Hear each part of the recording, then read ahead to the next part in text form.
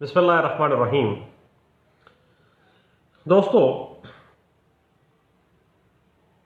यकतरफा degree अगर किसी party को मुतासर कर रही है तो उस पार्टी के पास उस यकतरफा डिग्री के खिलाफ क्या रेमेडीज हैं।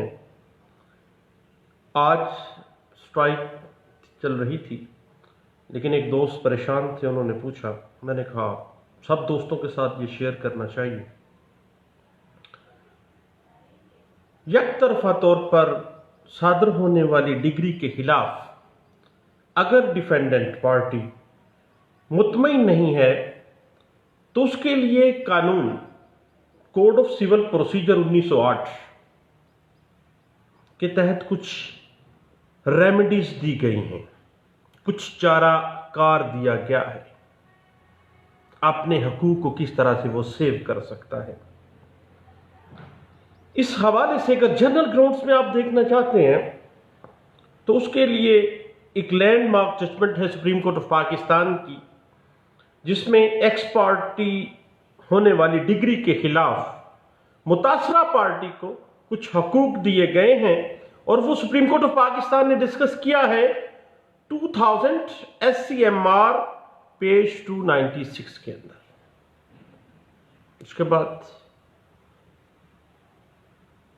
2014 CLC पेज 410 के अंदर उन रेमेडीज का जिक्र किया गया, और मुतासरा पार्टी यकतरफा डिग्री से होने वाली जो है उसको कुछ कानूनी तौर पर कंपनसेशंस, कुछ रेमेडीज अवेल करने के लिए उसको कहा गया, और वो रेमेडीज की तफसीलात दी गई।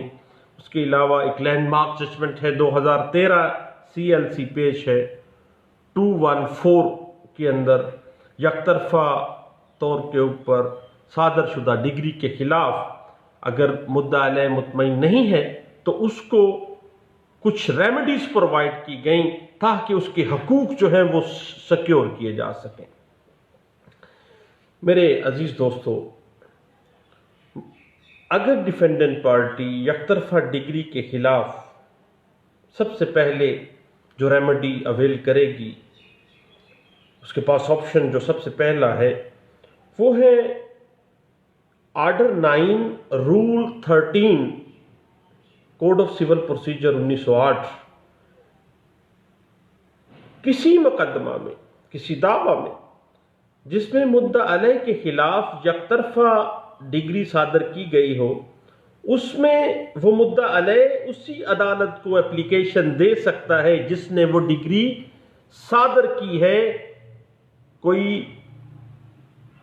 एक्स पार्टी डिग्री जिस अदालत ने सादर की है उसी में एप्लीकेशन देगा कि वो अदालत ऐसा हुक्म सादर करे जिसके तहत वो एक्स पार्ट डिग्री जो है वो मनसूख कर दी जाए।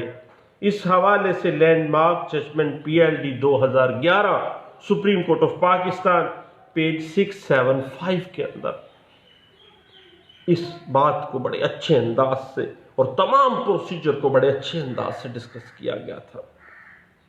उसके बाद मेरे अजीज दोस्तों, अगर मुद्दा अलैह डिफेंडेंट पार्टी मुतमईन नहीं है एक्स पार्टी डिग्री से, तो वो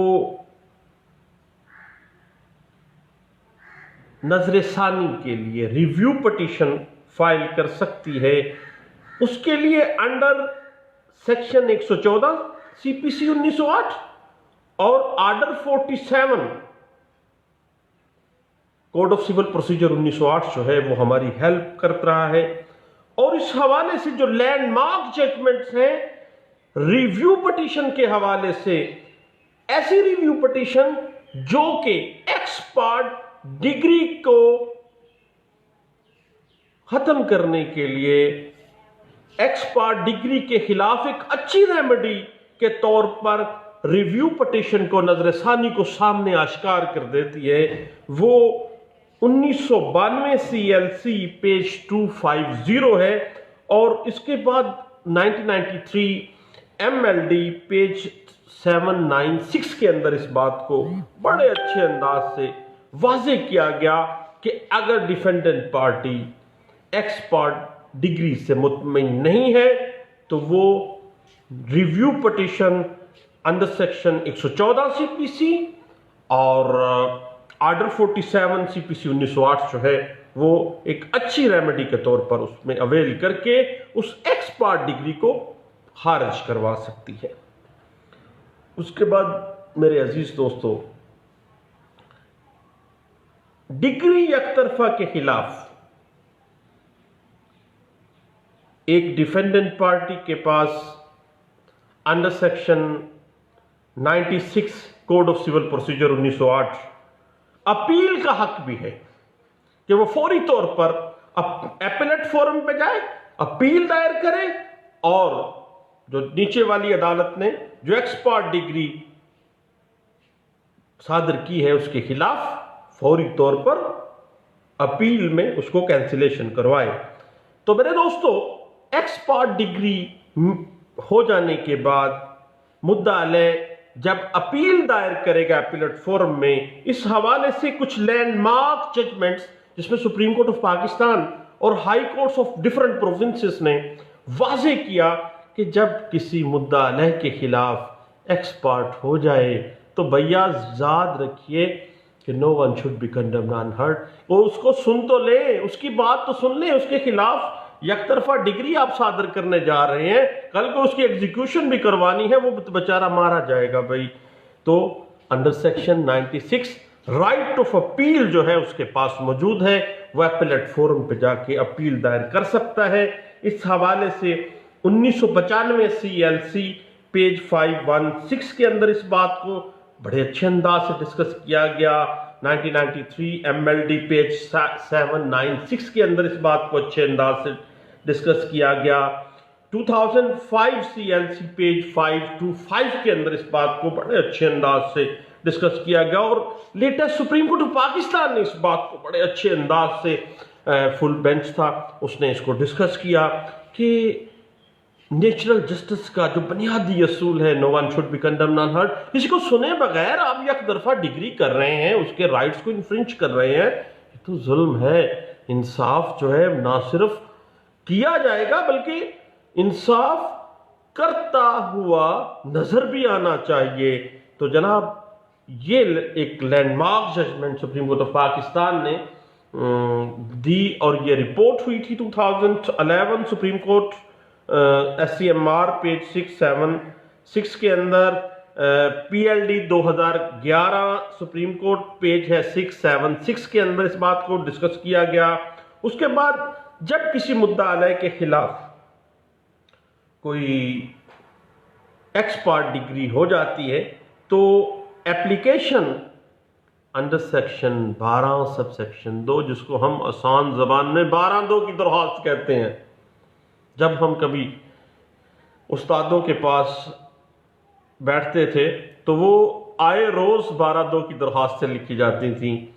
जनाब, वही 12(2) की दरख्वास्तें कि दरख्वास्त 12(2) इस बिना पर कि ये जो एक्सपर्ट डिग्री अदालत हजूर ने सादर की है वो फ्रॉड और गलत बयानी, मिसरिप्रेजेंटेशन, साजिश के ऊपर मबनी है और अदालत को इख्तियार समात अगर नहीं है, ये भी डिस्कस किया जा सकता है। तो मेरे दोस्तों, अगर किसी डिफेंडेंट पार्टी के खिलाफ एक्सपर्ट डिग्री हो जाती है तो उसके पास 12(2) की पटिशन फाइल करना, दरख्वास्त फाइल करना एक अच्छी रेमेडी होगी। इस हवाले से 1991 की एक जजमेंट है PLD 1991 supreme court of Pakistan 197 है।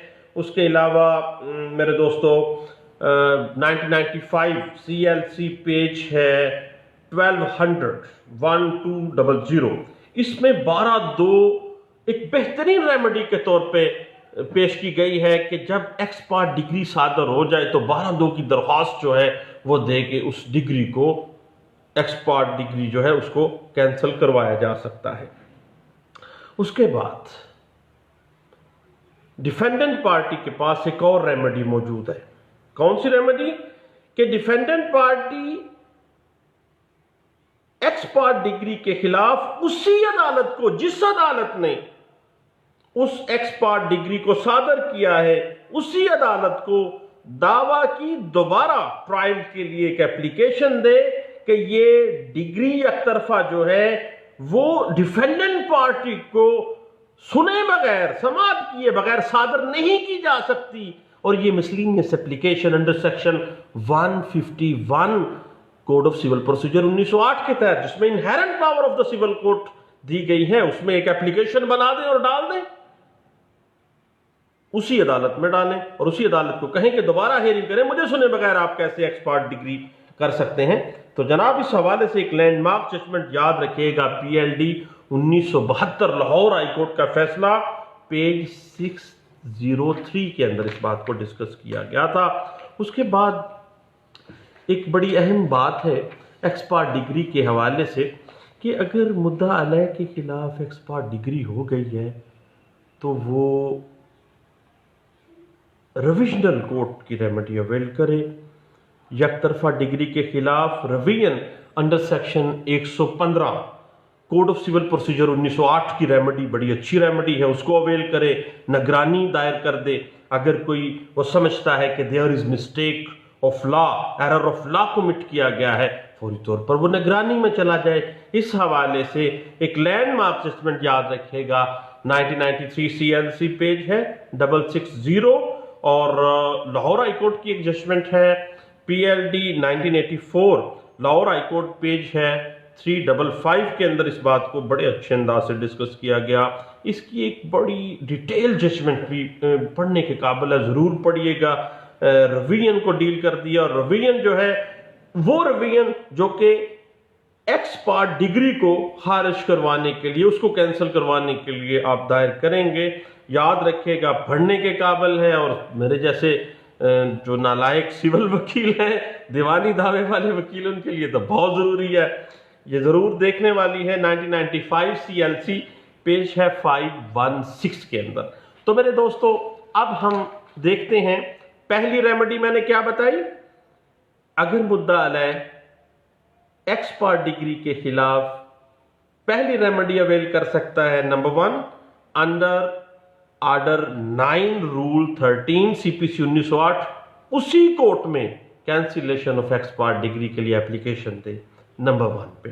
नंबर 2 क्या है कि वो रिव्यू पिटीशन फाइल कर दे अंडर सेक्शन 114 CPC 1908 और ऑर्डर 47 CPC 1908 के तहत। उसके बाद तीसरी रेमेडी उसके पास अंडर सेक्शन 96 CPC 1908 96 के अंदर अपील है कि अपीलेट फोरम में जाके उस एक्स पार्ट डिग्री को कैंसिल करवा दे। उसके बाद मेरे दोस्तों 12(2) की दरखास्त है चौथे नंबर पे। 5वें नंबर पे under section 151 CPC 1908 inherent power, बड़ी वसी पावर है एक सिविल कोर्ट के पास, वो इनहेरेंट कर सकती है, अखज कर सकती है। उसी कोर्ट में आप एप्लीकेशन दे दें कि भाई नेचुरल जस्टिस के बुनियादी असूल है, no one should be condemned unheard, आप मुझे सुने बगैर डिफेंडेंट पार्टी को कैसे फैसला दे सकते हैं। उसके बाद 6ठे नंबर पे जो रेमेडी आती है वो रिवीजन कोर्ट की है। रिवीजनल कोर्ट में अंडर सेक्शन 115 मजमूआ ज़ाब्ता फौजदारी 1908 आप निगरानी दायर कर दें। 6 रेमेडीज आपके पास अवेलेबल हैं अगर एक डिफेंडेंट पार्टी के खिलाफ एक्स पार्ट डिग्री सादर कर दी जाएगी अब तो मेरे दोस्तों चंद बातें थी, एक दोस्त के लिए स्पेशली, मैंने कहा उसको भी पता चल जाएगा। उससे मैंने यही कहा, मैंने कहा यार हो सकता है मेरे जैसा कोई और दोस्त भी हो जिसको ना पता हो, कुछ अर्सा पहले मुझे भी नहीं पता था, तो ज़रूर डिस्कस कर लेते हैं। तो मेरे दोस्तों मैं चाहता हूं कि हम सब दोस्त एक दूसरे को अपना नॉलेज शेयर करें, दिए से दिया चलता रहे और इस तरह से इल्म फैल जाएगा, हर बंदा वेल अवेयर हो जाएगा कानून से। तो बहुत शुक्रिया, दिए से दिया जलाते रहें। थैंक यू, अल्लाह हाफिज़।